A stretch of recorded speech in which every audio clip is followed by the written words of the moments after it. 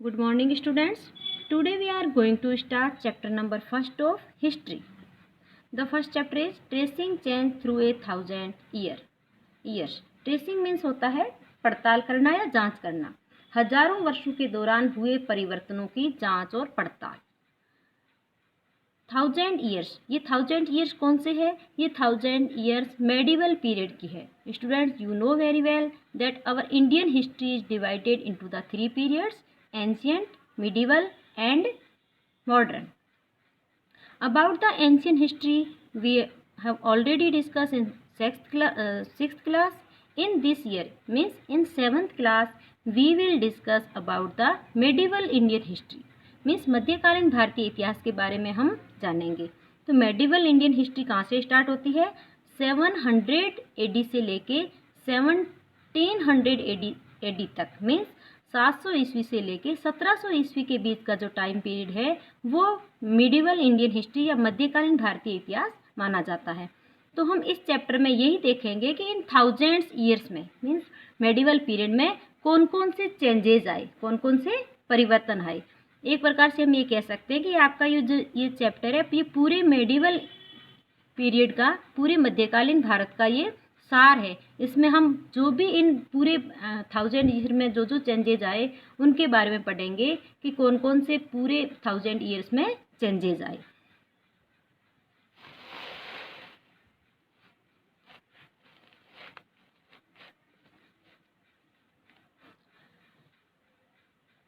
Take a look at map 1 and 2. Map first was made in 1154 CE by the Arab geographer Al-Idrisi. The section reproduced here is a detail of the Indian subcontinent from his large map of the world. अब इस chapter में हमें 2 maps दिखाई दे रहे हैं, first map और second map. हम आपको यहाँ पे ऊपर ये दिखाई दे रहा है, ये फर्स्ट नंबर मैप है। इस मैप पर आप नज़र डालिए। जो फर्स्ट मैप है ये अरब भूगोलवेत्ता अल इदरीसी ने 1154 में बनाया है। यहाँ जो मैप दिया गया है वह उसके द्वारा बनाए गए दुनिया के एक बड़े मानचित्र का एक हिस्सा है और भारतीय उपमहाद्वीप को दर्शाता है। मीन्स यहाँ जो ये मैप उसने अल इदरीसी ने बनाया है, अल इदरीसी ने इंडियन सब कॉन्टिनेंट के एक बड़े हिस्से को यहाँ पे दिखाया है। ये मैप नंबर 2 है। ये जो मैप है ये फ्रांसीसी एक कार्टोग्राफर था। कार्टोग्राफर मीन्स होता है मानचित्रकार। जो मैप बनाता है उनको क्या बोलते हैं? कार्टोग्राफर। ये फ्रांसीसी कार्टोग्राफर द्वारा 1720 में बनाया गया है। और ये कब बनाया गया है? 1720 में। और अल इदरीसी द्वारा जो मैप बनाया गया था वो कब बनाया गया था? 1154 में। मीन्स 1154 टू 1720 के बीच में कितने चेंजेज आए कार्टोग्राफी में। अब यहाँ मैप फर्स्ट और मैप सेकंड दोनों को देखिए आप। फर्स्ट मैप जो है ये अरब कार्टोग्राफर अल इदरीसी द्वारा बनाया गया है और सेकंड नंबर जो मैप है ये एक फ्रांसीसी कार्टोग्राफर द्वारा बनाया गया है। दोनों जो मैप है, the two maps are quite different even though they are of the same area. दोनों जब हम मैप देखेंगे तो हमें एकदम डिफरेंट दिखाई देंगे, बल्कि दोनों सेम एरिया के हैं, यानी सेम एरिया को अलग अलग टाइप से दिखाया गया है। In al Idrisi's map south India is where we would expect to find north India and Sri Lanka is the island at the top. अब आप इस अल इदरीसी के मैप को देखिए। अल इदरीसी के मैप को जब हम देखते हैं तो आज के हम इंडिया का मैप देखते हैं तो हमें लगेगा कि ये अल इदरीसी का जो मैप है ये उल्टा है। अब इस मैप को आप देखिए। इस मैप में अल इदरीसी ने श्रीलंका को नॉर्थ में इंडिकेट कर रखा है। मीन्स ये आपको जो इंडियन सब कॉन्टिनेंट का जो ये प्रायद्वीपीय भारत दिख रहा है, अब इसको आप जो अब आज हम इंडिया का ये पार्ट साउथ में देखते हैं वही पार्ट अल इदरीसी ने नॉर्थ में दिखा रखा है। मीन्स आज हम देखते हैं कि इंडिया के साउथ में हमें श्रीलंका दिखता है, बट अल इदरीसी ने इंडिया के नॉर्थ में क्या दिखा रखा है? श्रीलंका को। इट्स मीन अल इदरीसी ने जब ये मैप बनाया उस टाइम श्रीलंका को उसने इंडिया के नॉर्थ में इंडिकेट किया।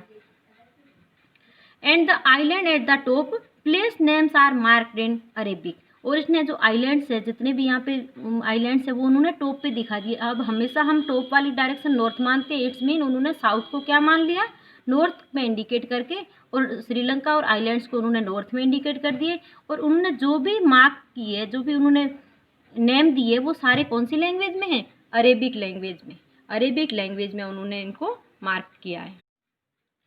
And there are some well-known names like Kannauj in Uttar Pradesh, spelt in map as Kannauj. Map 2 was made nearly 600 years after map 1, during which time information about the subcontinent had changed considerably. अब देखिए, उन्होंने जो कन्नौज जो है उत्तर प्रदेश में है, उसको भी उसने कहाँ दिखा रखा है? साउथ की तरफ दिखा रखा है। मैप नंबर 2 है, इसमें जो आपको अभी मैप दिखाई देगा यहाँ पे, ये मैप जो है, ये मैप नंबर 2 है। ये किसके द्वारा बनाया गया है? ये उस फर्स्ट वाले मैप के 600 ईयर बाद में, मीन्स 600 साल बाद ये सेकंड मैप बनाया गया है। During which this information about the sub continent had change, means 600 year के अंदर अंदर कॉन्टिनेंट में जितने भी इंफॉर्मेशन थी वो सारी चेंज हो गई।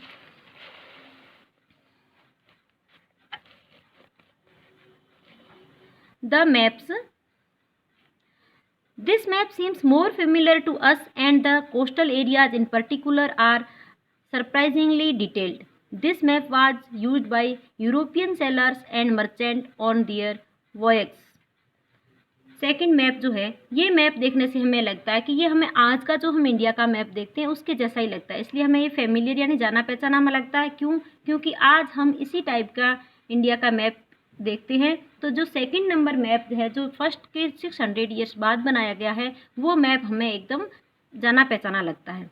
और इसमें the coastal area in particular are surprise detail, और इसमें कोस्टल एरिया को डिटेल से दिखाया गया है। This map was used for European sellers, और ये जो सेकंड मैप है जो फ्रांसीसी कार्टोग्राफर ने बनाया है, ये यूरोपियंस जो नाविक होते थे और व्यापारी होते थे, जो सी के थ्रू व्यापार करते थे, ट्रेड चलता था, वो इन्होंने इनको यूज किया। Equally important is the fact that the science of the cartography different in the two periods. When historians read documents, maps and text from the past, they have to be sensitive to the different historical background, the context in which information about the past was produced. इतना ही important है इस चीज़ का कि इतनी महत्वपूर्ण एक और बात यह है कि दूसरे युग तक मानचित्र अंकन का विज्ञान भी बदल गया था। मीन्स जब 600 ईयर्स में जो कार्टोग्राफी का जो साइंस था वो भी चेंज हो गया था।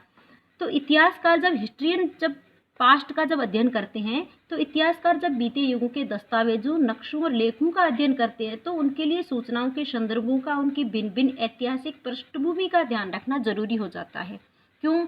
क्योंकि टाइम के साथ इंफॉर्मेशन चेंज हो गई। अब जब हिस्ट्रियन को आगे की हिस्ट्री के लिए पुराने जो डॉक्यूमेंट्स देखने हैं, तो उनको ध्यान से देखना चाहिए कि इंफॉर्मेशन जो दी गई है वो सही है या रॉन्ग है, क्योंकि टाइम के साथ कार्टोग्राफी का साइंस चेंज हो गया, डायरेक्शंस चेंज हो गई। इसलिए इतिहासकारों को उसकी पृष्ठभूमि मीन्स हर इंफॉर्मेशन की बैकग्राउंड को ध्यान में रख के आगे की हिस्ट्री तैयार करनी चाहिए। New and old terminologies means क्या होता है? शब्दावलियाँ, मीन्स शब्दों के अर्थ, शब्दावली। In the context in which information is produced change with the time. What about language and meanings? Historical records exist in variety of the language which have changed considerably over the years. Medieval Persian, for example, is different from modern Persian. This difference is not just with regard to grammar and vocabulary. The meaning of words also change over time. अगर समय के साथ साथ सूचनाओं के संदर्भ बदलते हैं तो भाषा और अर्थों के साथ क्या होता है? देखिए, इस टाइम के साथ इन्फॉर्मेशन बदल जाती है, तो जो भाषा होती है या भाषा में जो वर्ड्स के मीनिंग होते हैं वो भी चेंज हो जाती है। अब कई ऐसे ऐतिहासिक अभिलेख है, कई तरह की भाषाओं में मिलते हैं। ये भाषाएं भी समय के साथ साथ बहुत बदल जाती है।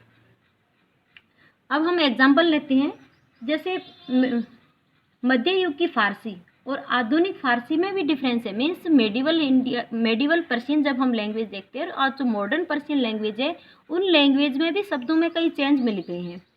एंड ये डिफरेंस सिर्फ व्याकरण और शब्द भंडार में नहीं है, ओनली ग्रामर और वोकेबलरी में ये डिफरेंस नहीं आया है। समय के साथ साथ meaning of word also change, यानी शब्दों के अर्थ भी बदल जाते हैं। समय के साथ साथ उनमें क्या हो जाता है, शब्दों के अर्थ भी बदल जाते हैं, इसलिए हमें या फिर हिस्ट्रियन जब हिस्ट्री को प्रोड्यूस करते हैं तो उस टाइम उनको मेन चीज़ ये ध्यान रखना है कि टाइम के साथ कौन कौन से मीनिंग चेंज हुए। Take the term Hindustan for example, today we understand it as India the modern nation state. अब हम एग्जाम्पल लेते हैं हिंदुस्तान का, जिसको आज हम एक राष्ट्र राज्य भारत के नाम से जानते हैं। मीन्स आज हम इसको पूरा इंडिया मीन्स आज एक देश के रूप में जिसको जानते हैं।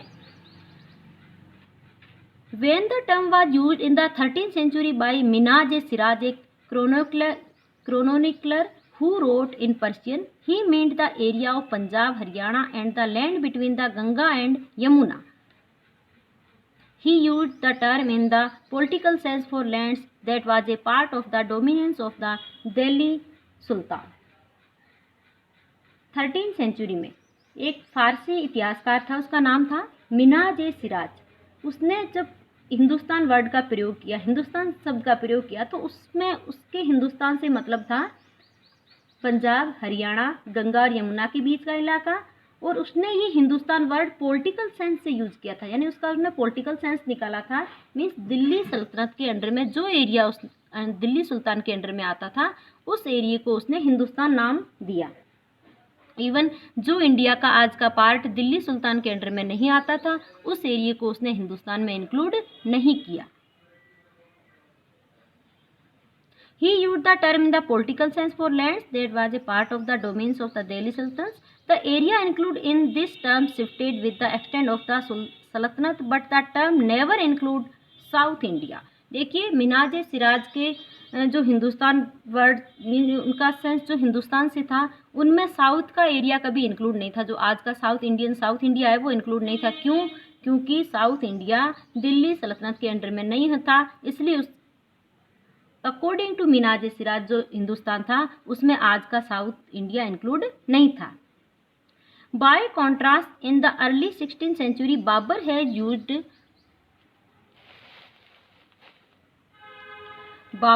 Used Hindustan to describe the geography. इसके विपरीत बाबर ने 14th सेंचुरी में जब हिंदुस्तान वर्ड को यूज़ किया तो उसने यहाँ की ज्योग्राफी के अकॉर्डिंग, ज्योग्राफिकल एरिया के अकॉर्डिंग, ज्योग्राफी के सेंस में उसने हिंदुस्तान को डिस्क्राइब किया। The fauna and the culture and the inhabitants of the sub continents. और उन्होंने यहाँ की जो संस्कृति, यहाँ के जो जीव जंतु थे या फिर यहाँ पे के जो पेड़ वनस्पति थी, उसके आधार पर उसने सब कॉन्टिनेंट हिंदुस्तान वर्ड यूज किया। As we will see later in the chapter, this was somewhat similar to the way of 14th century poet अमीर Khusro used the word Hind. और ऐसा ही हमें मिलता जुलता किससे मिलता है? ये 14वीं सदी में कवि अमीर खुसरो द्वारा परिचित शब्द हिंद के कुछ समान लगता है। While the India of the geographical and cultural entity like India and did exist, the term Hindustan did not carry the political and national meaning which we associated with today. मगर जहाँ भारत और एक भौगोलिक सांस्कृतिक तत्व के रूप में पहचाना जा रहा था, वहीं हिंदुस्तान शब्द से राजनीतिक और राष्ट्रीय अर्थ नहीं जुड़े हुए थे जो आज हम देखते हैं। मीन्स आज हम जो हिंदुस्तान जानते हैं, इसका पीछे हिस्ट्री में हिंदुस्तान वर्ड का यूज़ तो हुआ, लेकिन अलग अलग सेंस में हुआ। मिन्हाज-ए-सिराज ने उस एरिया को हिंदुस्तान कहा जो एरिया सल्तनत के अंडर में था, दिल्ली सल्तनत के अंडर में। बाबर ने ज्योग्राफिकल रूप से जो भौगोलिक स्थितियों के अकॉर्डिंग उन्होंने इस एरिया को हिंदुस्तान कहा। कुछ सेम बाबर की तरह ही अमीर खुसरो ने हिंदुस्तान को यूज़ किया। मीन्स ये जो हिंदुस्तान वर्ड था, इसका जो प्रयोग था वो भी समय के साथ साथ अलग अलग था। Okay students, thanks.